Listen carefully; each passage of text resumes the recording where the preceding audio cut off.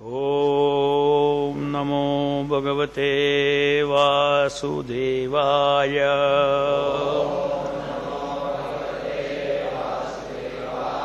Reading from Srimad Bhagavatam, 3rd Canto, Chapter 14, text number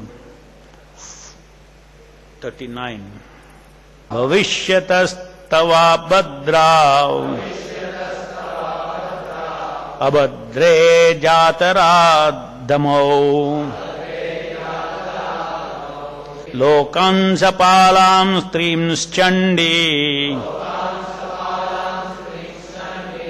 muhurakranda ishyataha.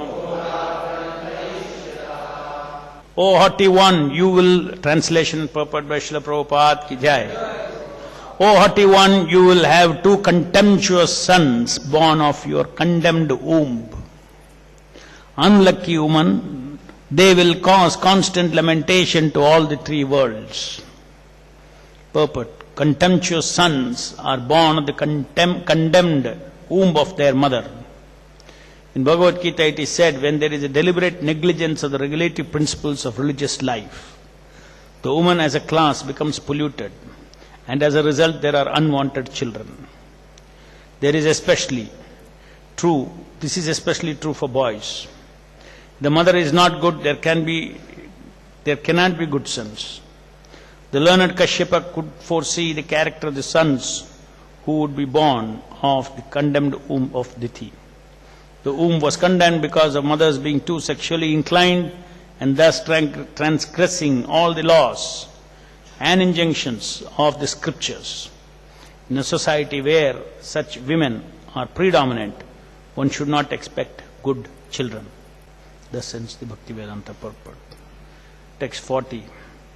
Praninam hanyamananam dina. Okay. Praninam hanyamananam Dinanam akratak gasam Strinam nigrahyamananam Kopiteshu mahatmasu. They will kill poor, faultless living entities, torture women, and enrage the great souls. Purport: demonic activities are predominant when innocent, faultless living entities are killed, women are tortured, and the great souls engaged in Krishna consciousness are enraged. In a demoniac society, innocent animals are killed to satisfy the tongue, and women are tortured by unnecessary sexual indulgence. Where there are women and meat, there must be liquor and sex indulgence. When these are prominent in society, by God's grace one can expect a change in the social order by the Lord himself or by his bona fide representative. Tada Vishveshwaraha Krudho Bhagavalloka Bhavanaha Anishyati Avatiryaso Hitandrin Shataparvadrek. At that time, the Lord of the universe, the Supreme Personality of Godhead, who is the well-wisher of all living entities, will descend and kill them, just as Indra smashes the mountains with his thunderbolts. Purport: in the Bhagavad Gita 4.8, the Lord descends as an incarnation to deliver the devotees and kill the miscreants. The Lord of the universe and of everything would appear to kill the sons of Diti because of their offending the devotees of the Lord. There are many agents of the Lord such as Chandra, Indra, Chandra, Varuna, Goddess Durga and Kali, who can chastise any formidable miscreants in the world. The example of the mountains being smashed by the thunderbolt is very appropriate. The mountain is considered the most strongly built body within the universe, yet it can be easily smashed by the arrangement of the Supreme Lord. The Supreme Personality of Godhead does not need to descend in order to kill any strongly built body. He comes down just for the sake of his devotees. Everyone is subject to the miseries offered by the material nature, but because the activities of the miscreants, such as killing innocent people and animals or torturing women, are harmful to everyone and are therefore a source of pain for the devotees. the Lord comes down. He descends only to give relief to his ardent devotee. The king of the miscreant by the Lord, the killing of the miscreant by the Lord is also the mercy of the Lord towards the miscreant, although apparently the Lord takes the side of the devotees. Since the Lord is absolute, there is no difference between his activities of killing the miscreants and favoring the devotees. So the dialogue is going on between Diti and Kashyapa Muni. Kashyapa Muni, being a great Muni, he could foresee the future of what kind of children his wife would bear. And he said that you will give birth to 2 contemptuous sons born of your condemned womb. This is how the 2 demons, Hiranyaksha, Hiranyakashipu, were born. And he says, calls her unlucky woman. Why? Because you have given birth to someone who will cause constant lamentation to the 3 worlds. And what is the kind of activity that they would do? They would kill poor, faultless living entities, torture women and enrage the great souls, harm the devotees, as Prahlad was harmed. All this was foreseen by Kashyapa Muni, because he is a Trikalagni. Munis have got this, great sages have got this ability to see present, past and future. It's not that they can control it. It's so funny that he can see, but yet he has, as per destiny, some things he has to act. Such a powerful, he could have avoided this. Even after preaching to his wife, finally he succumbed. And then now he knows, he is not saying some demon will be born. He is giving specific number, 2 demons will be born out of your womb. That means they know the future. And then what they will do? They will torture. And then it's also predicted that the Supreme Personality of Godhead, who is the well-wisher of all living entities, will descend and kill them. Just as Indra smashes the mountains with thunderbolts. So what we can gather from this incident is that this material world is a place given for living entities to have a particular kind of life.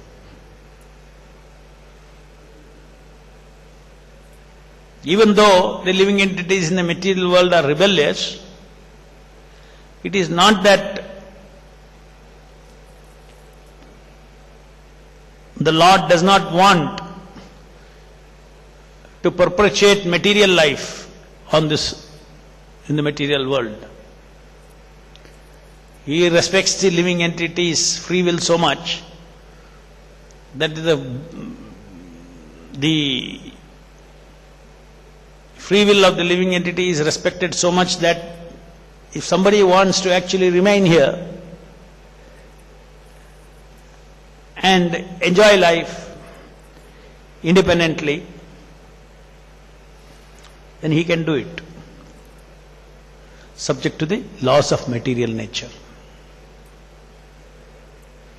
One should not think that the Lord is not happy with the material world. The Lord is happy with everything in his existence.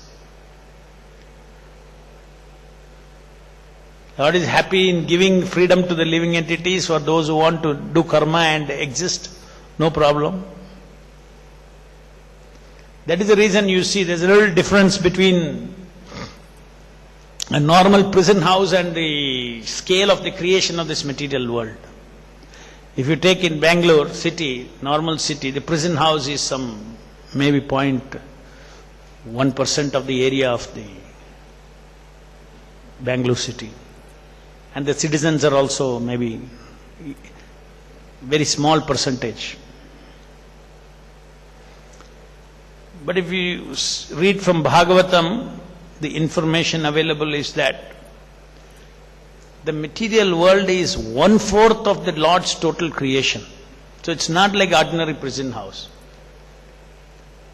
This is a place where from Sattva-guna to Tama-guna to all kinds of, prisoners can exist.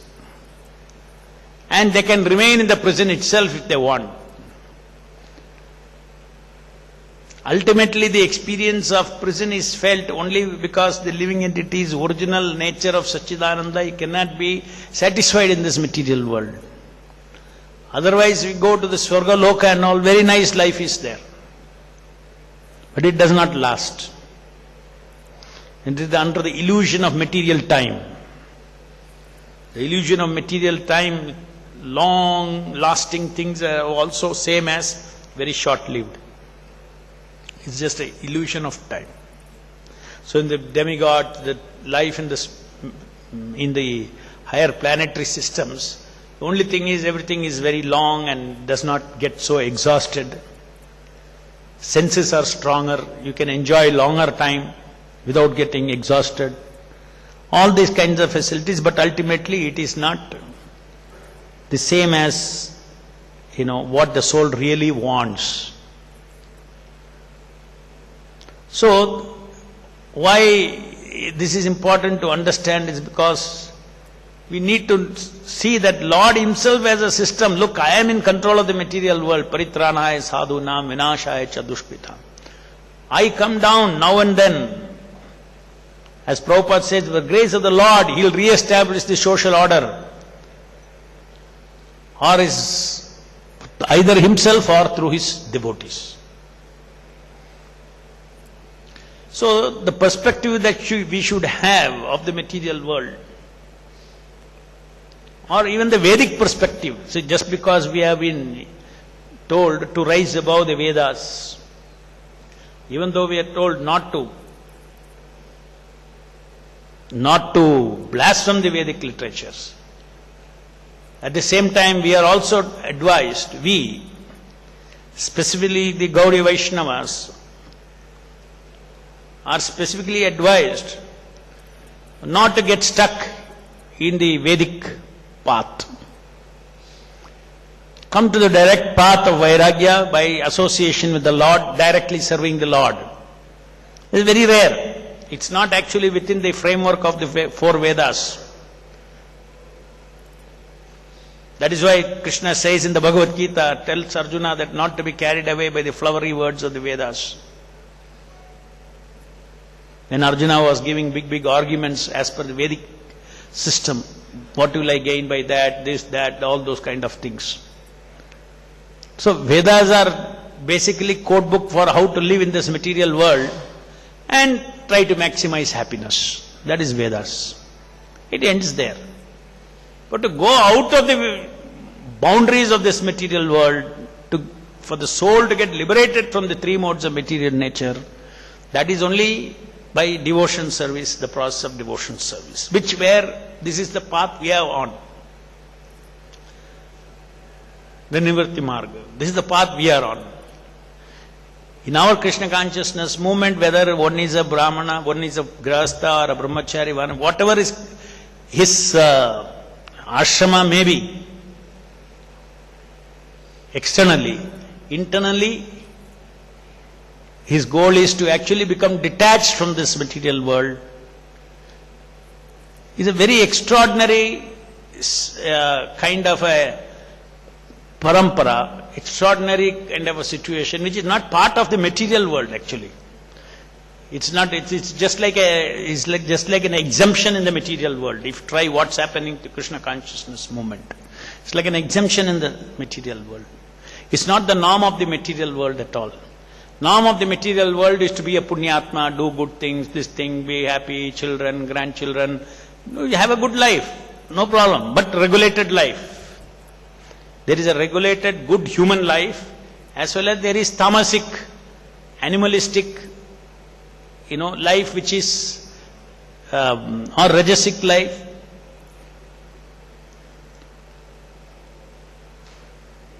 So the world, this material world, the material creation is 1/4 of Lord's creation.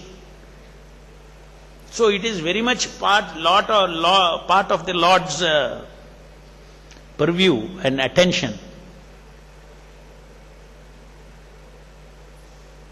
If you take the prison house in Bangalore, Parappana Grahar, the prison house that is there, central jail, nobody thinks of it. One jail superintendent there. The chief minister doesn't think, no ministers think, nobody looks at that side. But here, Paritranaya Sadhunam Vinashaya Cha Dushkritam, the Lord Himself comes. Because it is very much part of the Lord's Leela. Bringing forth this creation, Aham Sarvasya Prabho Mata Sarvam Pravartate, bringing forth this creation, for the sake of His own living entities who have expanded out of Him. A kind of living entities have expanded out of Him as a marginal energy. And they are given an open field, a kshetra is given for them. And He is seated in their heart as Paramatma and facilitates the jivas experience of sukha and dukkha and their ability to do things. All these things is, the Lord is seated in the heart and makes the living entity capable of living in this material world and experiencing everything. So in one sense, the Lord is not bothered. That sense. If jiva wants to hear, be permanently here, they will permanently hear. One should not think that we are in the material world, somehow or there, maybe now I don't become a devotee, sometime I will become a devotee. As time goes on, everybody will become a devotee and everybody will go back to Godhead. It's never that. This is not the Gaudiya Vaishnava philosophy. Living entities can perpetually be here. That is why it is said, most fortunate living entities come in touch with the pure devotees. And they get a chance to come out. It's not an automatic process. Brahma Bhavana Loka Punaravartana Arjuna. You may go to very high sattvic life to Brahma Loka. You will again come down, up and down. There is no guarantee. You should not think that this is here you be here and slowly you will get reformed. Everybody will get reformed. Those who want to get reformed, yes, that facility is provided. And go to the spiritual world. Those who don't want to reform can remain here forever, forever, forever. So that is the reason why we have been advised, preach to the innocent. You're not that go and trying to preach to everybody in this world and, no, not possible. This world is meant for the, for certain kind of living entities, for their exploits it is meant. Oh, nobody is listening to a preacher, very few people are listening, very few people are becoming devotees. So what? Because this is not our kingdom.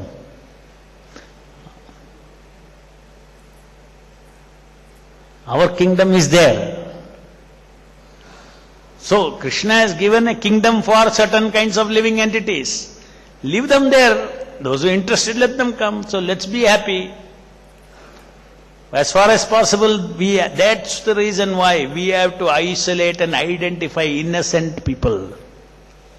Not go and waste your time with Mayavadis, go and waste your time with, demonic kind of people. No, I should convert him. What convert? Why you have to convert? Lord does not want to convert him. Why you want to convert? In the scheme of things, He does not want to convert. But any little devotee, little devotion, yes, He wants to fan and He wants. That is why in the Bhagavad Gita, what does Krishna say? One who explains this secret to my devotees, he is very dear. And somewhere those purports, Prabhupada is saying that, but the devotees are more merciful than the Lord, and they try to go and preach to everybody. That is also there in there. I think it's the same purport or it's there.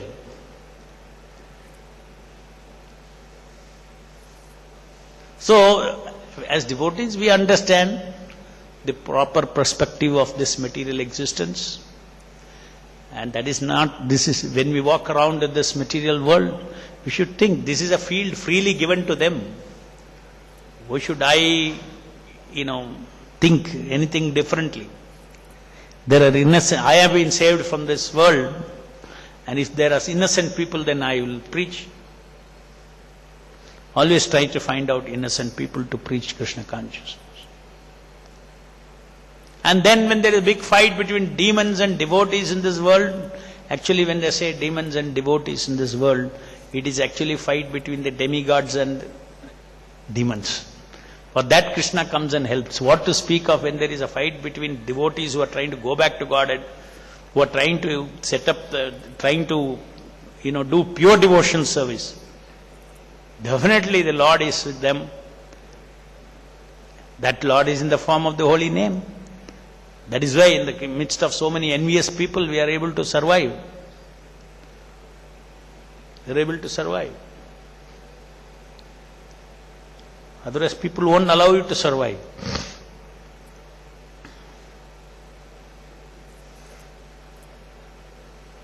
I remember after this temple was inaugurated, many life members who gave money to this temple. After they came, because everybody gave little drop, they never knew that all is going to come up so much. So when they think for temple donation, okay, some temple. When they came here, they saw all this, flooring and this and that. Waste kar diya. Many members have told, I did not know I would not have given. Why such opulent temple? All these things. Some good work I would have given. And then there was actually a fact that there was a complete slump in collection.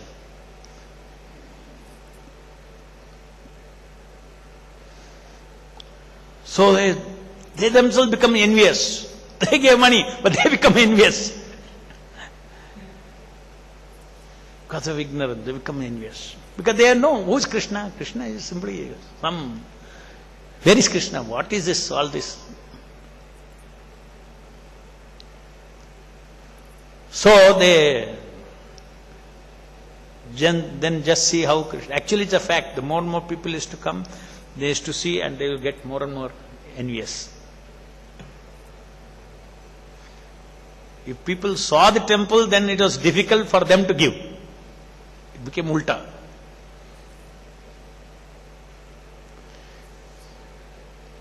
Unless somebody is a devotee, he will not appreciate, okay, you're doing for the glorification of Lord Krishna, Krishna's house it is, everything, and then they'll not understand. So anyway, Krishna is the holy name is always performing wonderful leelas. Because Akshaya came, everybody is breathing a relief. Yes, I gave money to a good place. Because they can't believe how many children we are feeding and all that. So at the right time, this was I'm saying 1999, Akshaya started. 1997 to 99, very tough. No response from people for how to run this temple was a big problem. It's a big problem. So, it's not easy. It is their world. It is a field given to them, this material world. And in this material world, there is a pocket of Vaikuntha. That is Krishna's temples, where Sankirtana goes on, Lord Chaitanya's movement. This is a place. And there we have got an opportunity to do the devotional service. And therefore, and also, we need to understand, we cannot identify ourselves any longer with any one of them. Because I am not a member of this material world anymore. Already I got a visa. Only time I had to earn enough money for the air ticket. Visa is there already. For the Vaikuntha airplane, you need to get enough currency to buy the ticket.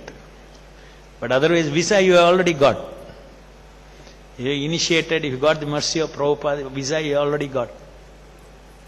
So once you have visa, then he is not thinking, just like, somebody has got a visa for US and is trying to go and settle there.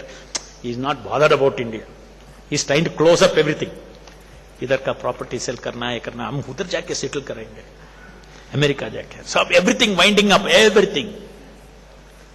So that is the spirit of the Vaishnavas also. They want to wind up everything. Not to expand anything here. I'm going to go there. I want to wind up everything. Already visa mil gaya, passport aa gaya, visa mil gaya. I want to wind up. One lifetime is how much? 50 years. What is nothing? Like a split it will go. Split second it will go. And you are in Vaikuntha. Don't think, 50 years, I'll grow old. Oh, long time. No, not long time. It is not long time. Compared to the time you have been in this material world, 15 years is nothing like, it just take 1 second. Another half an hour, you are in the Vaikuntha. How do you feel? Another half an hour, you will be in Vaikuntha.